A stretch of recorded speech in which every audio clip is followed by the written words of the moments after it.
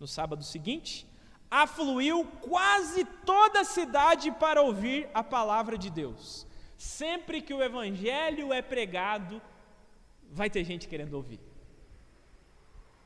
E como o evangelho é uma boa notícia, vai ter muita gente querendo ouvir. Vai ter gente sedenta. O versículo 44 nos disse que uma semana depois de Paulo ter pregado pela primeira vez ali naquela sinagoga, ele chega e tem muita gente para ouvir ele. Bom, o apóstolo Paulo não tinha Instagram. O apóstolo Paulo não tinha um canal no YouTube.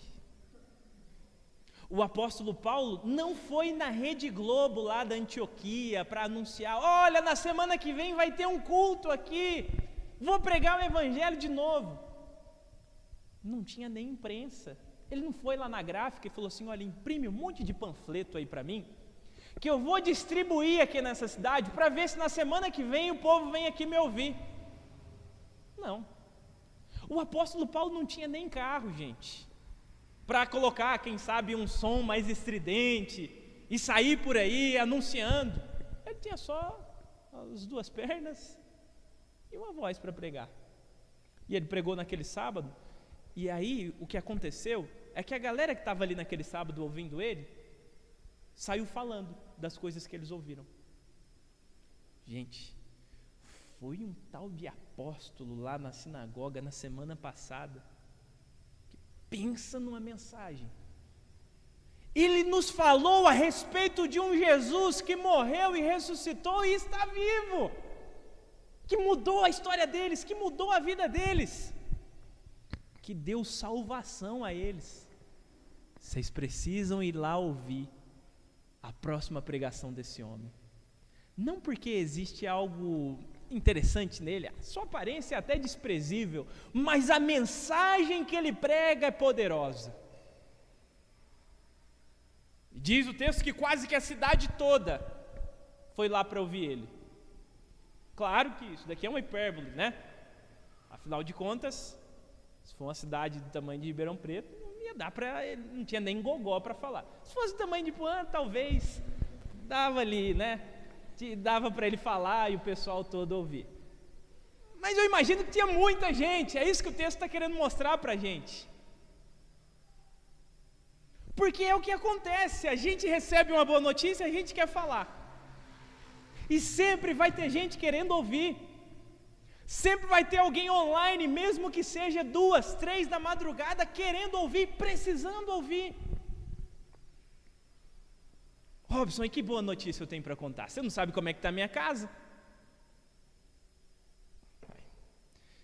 Se você não veio na semana passada, releia o restante, aliás, o início do capítulo de número 13. Você vai ver que boa notícia é essa que o apóstolo Paulo está anunciando.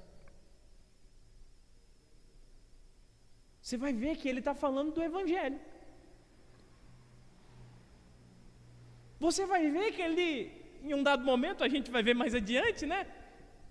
Ele talvez era como muitos aqui, ele não tinha ouro nem prata, ele não tinha muito dinheiro no bolso, mas ele tinha Jesus Cristo, ele tinha o evangelho para anunciar, e essa era a boa notícia, e ele sai falando, e aí as pessoas que ouvem, falam para as outras.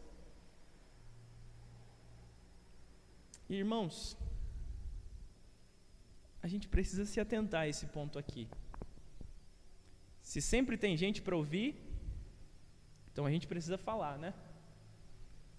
Então a gente precisa fazer igual esse povo aqui, chamar mais gente. Ó, escuta, tem um tal de Robson ali, a aparência dele, tá, vai lá, até desprezível como esse apóstolo Paulo aí, mas ele prega um evangelho lá, é lá na minha igreja.